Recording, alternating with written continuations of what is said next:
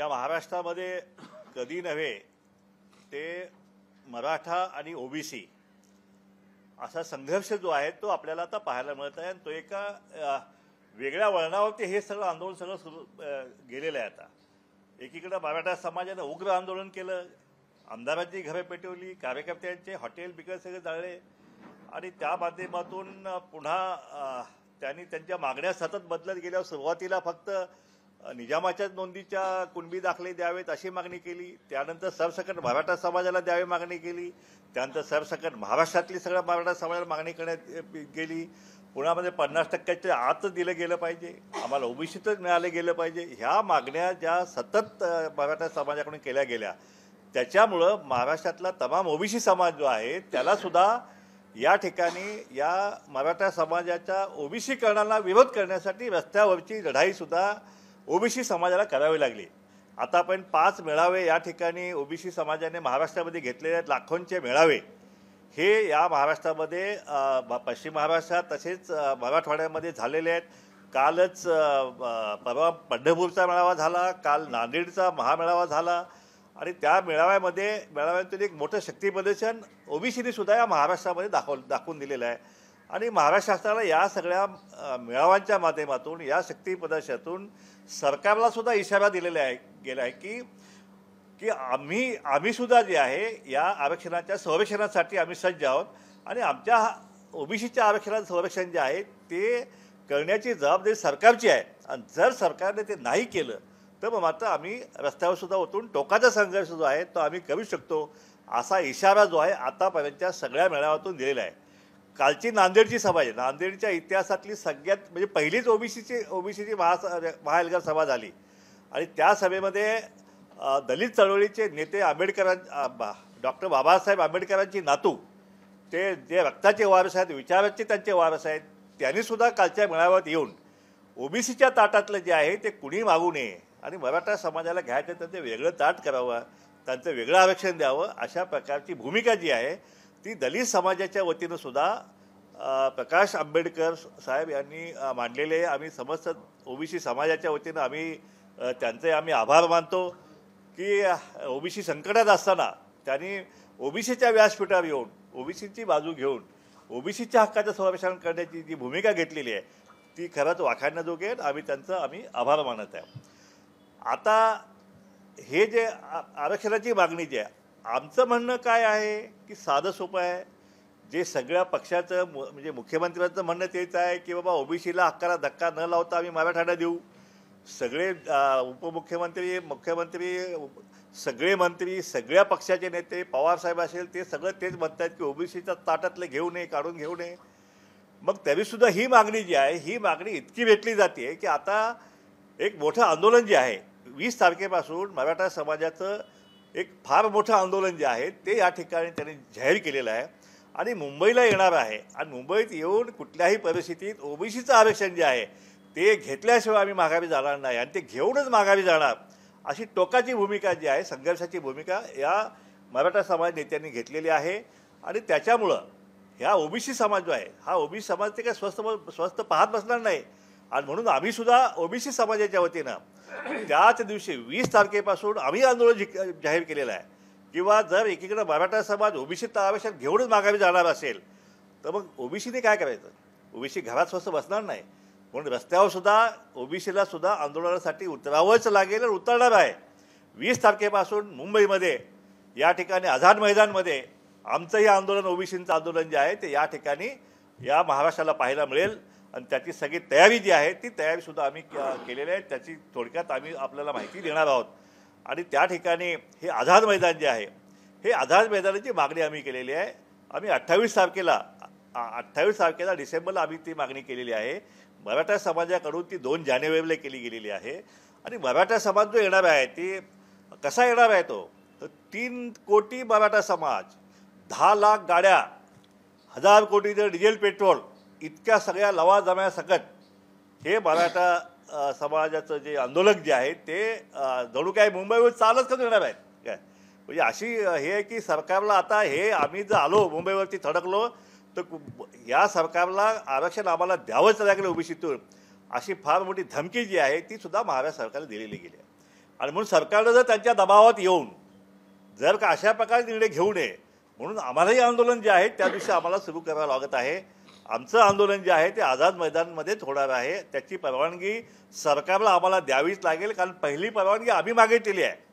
आणि आझाद मैदान जे आहे हे आझाद मैदान हे गरीब समाज, छोटे छोटे गरीब समाजाचं आंदोलन करणारे ही क्रांती भूमी आहे. ती 3 कोटी समाज असलेला, इतकी ताकदवान असलेला जो समाज आहे, 10 लाख गाड्या घेऊन येणार आहे, त्याच्यासाठी आझाद मैदान जे आहे ते आझाद मैदान हे योग्य असं ते स्थान नाही आहे.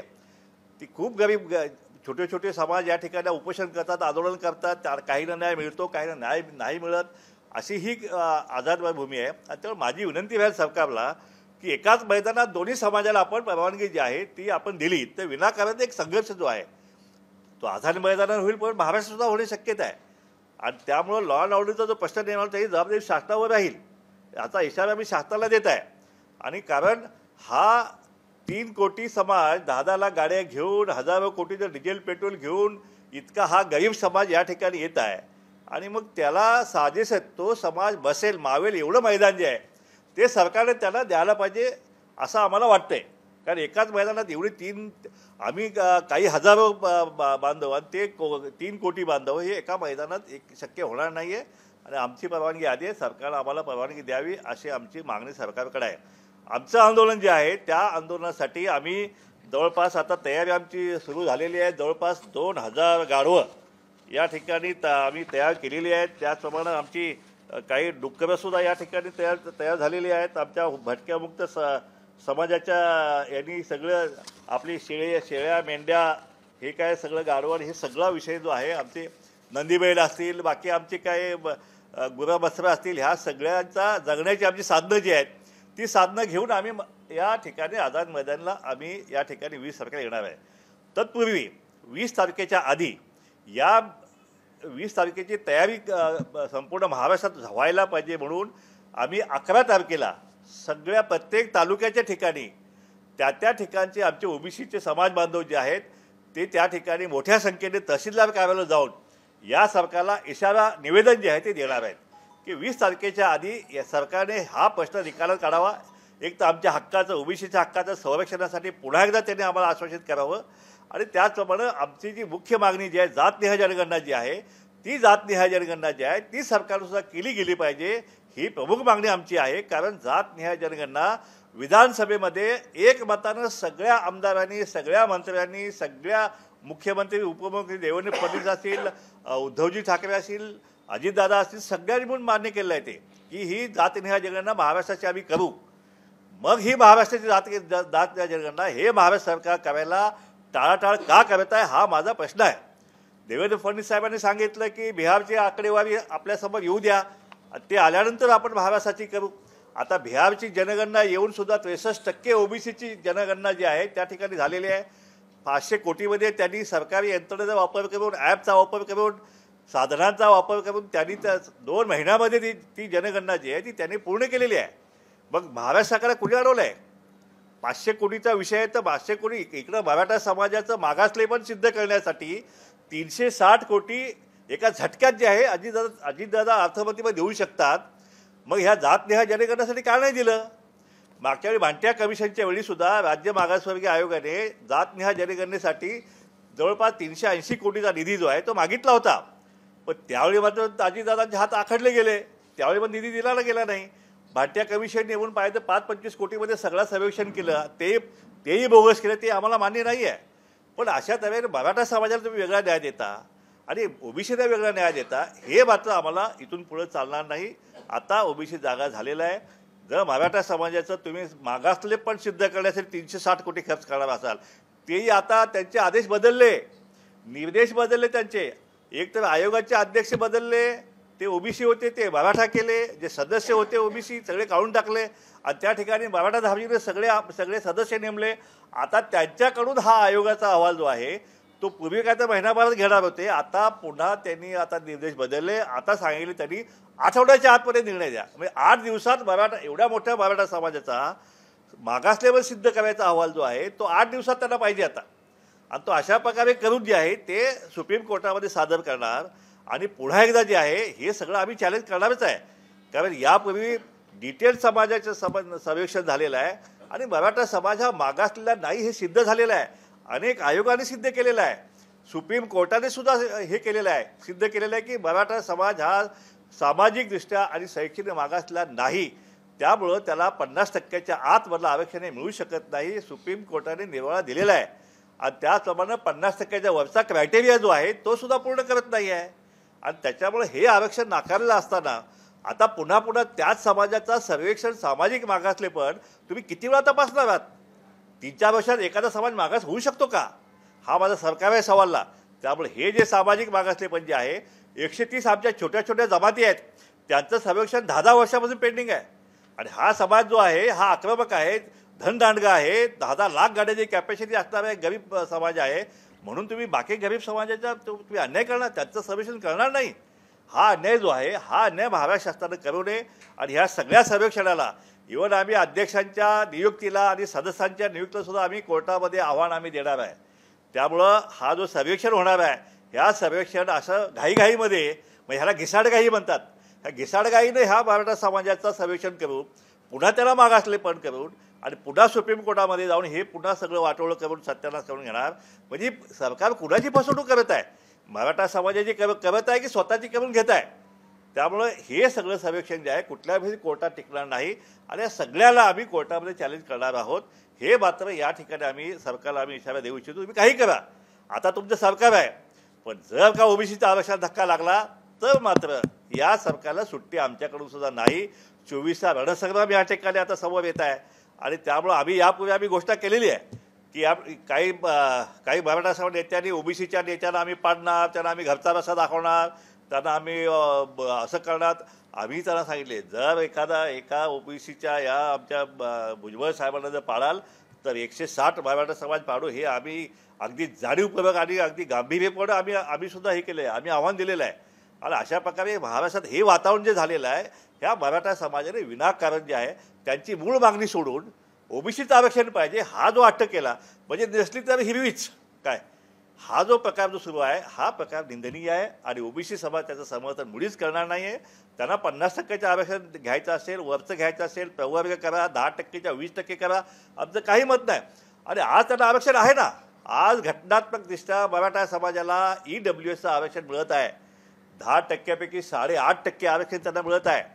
पण तरीसुद्धा ते आरक्षण आमचं गेलं तर चालेल, कारण इकडं ओबीसी झाले तर ते आरक्षण त्यांना मिळू शकत नाही. पण ते गेलं तरी चालेल, पण आम्हाला ओबीसीतलंच कुणबी दाखले जाते. 54 लाख कुणबी दाखल्यांचा उल्लेख वारंवार केला जातोय. आमचं सरकारला आव्हान आहे की अशा प्रकारे 54 लाख दाखले जे आहेत हे आम्हाला मुळीच मान्य नाही. हे सगळा बोगस विषय आहे. हा सगळा करप्शन करून केलेला आहे, खाडाखोड करून केलेलं आहे. आता 2-2 लाखाला हैदराबादमधून आता जुन्या नोंदी आता आणल्या जात आहेत अशी माहिती आमच्याकडे आलेली आहे की जुन्या नोंदी जे जमिनीचे व्यवहार झालेले आहेत त्याचं नावापुढं कुणबी लिहिलं जातं आहे आणि त्या मोडी लिपीमध्ये लिहून असं सगळं हे पण आता आमच्या ह्याच्या आलेलं आहे. आणि सरकारने ह्याच्यावरती चौकशी समिती नेमून हे जे काय बोगस दाखले दिले गेलेले आहेत ह्या सगळे बोगस दाखले हे रद्द करण्यात यावेत. नाहीतर आम्ही ह्या सगळ्या नोंदी ज्या आहेत त्या सगळ्या नोंदी आम्ही तर चॅलेंज करणारच आहोत. पण ह्या 2024च्या रणसंग्रामामध्ये आम्ही ह्या सरकारला सुट्टी देणार नाही. हे सरकार घालून आम्ही ओबीसीचं सरकार या ठिकाणी आणू आणि त्या सरकारच्या माध्यमातून ह्या सगळ्या बोगस नोंदी जे झालेल्या आहेत त्या सगळ्या नोंदी आम्ही रद्द करू. आणि पुन्हा एकदा या महाराष्ट्रामध्ये जो आहे हा जो सामाजिक संघर्ष आहे तो राजकीय संघर्षापर्यंत सुद्धा हा जाण्याची शक्यता निर्माण झालेली आहे. पण सरकारने ह्याची वेळी दखल घ्यावी. तुम्ही तुमच्या शब्दावर ठाम राहावं. अशा प्रकारे संघर्ष जो आहे मुंबईत येऊन आम्ही आरक्षण घेऊनच जाणार ही जी धमकी जी आहे ही धमकी ही महाराष्ट्र शासनानं त्यांना योग्य ती समज द्यावी. आमच्याकडून काय चुकत आम्हाला सांगणं. आमचं म्हणणं एवढंच की आमच्या ह्या गरीब 450 गरीब समाजाचं आरक्षणातलं हक्काची गरीब हे भाजी भाकऱ्याची हिसकावून घेऊ नये एवढंच आमचं म्हणणं आहे. आणि जे काय जात नियोजनगणना आहे तुम्ही मराठा समाजाला जे काय दिलं 5,500 कोटी रुपये 70,000 मराठा समाजाच्या युवकांना तुम्ही कर्ज दिलेलं आहे. त्याचं 550 कोटी व्याज सरकारनं भोगलेलं आहे. त्यांची हॉस्टेल तुम्ही देत आहेत, त्यांना शिक्षण सवलत तुम्ही देत आहेत. पण त्या सगळ्या सवलती तुम्ही आम्हाला दिल्या गेल्या पाहिजेत एवढीच आमची मागणी आहे. आमचं जात जनगणना करा. जे मराठा समाजाला तुम्ही दिलेलं आहे त्या सगळ्या निधी जो आहे तो आम्हाला द्यावा हे मागणी आमची आहे. आणि आमच्या हक्काचं संरक्षण जे आहे ते करण्यासाठी मराठा समाजाला आपण योग्य ती समज जी आहे ती महाराष्ट्र सरकारने द्यावी. या मागणीसाठी आमचं आंदोलन जे आहे ते प्रत्येक जिल्ह्यामध्ये होणार आहे, मुंबईत होणार आहे आणि तालुक्यामध्ये सुद्धा जो आहे तो 11 आणि 12 तारखेला आमच्या प्रत्येक तालुक्यामध्ये हे आमचे समाज बांधव जो सरकारला इशारा जे मोर्चे जे आहेत ते आमचे निघणार आहेत. ती आमची पूर्वतयारी जी आहे ती आमची 20 तारखेची होणार आहे. आणि त्यानंतर सुद्धा सरकारनं जर त्यामध्ये जर हे नाही केलं, योग्य ती भूमिका घेतली नाही, तर मग आता 20 तारखेचा संघर्ष जो आहे तो संघर्ष अटळ आहे. एबीपी माझा, उघडा डोळे बघा नीट.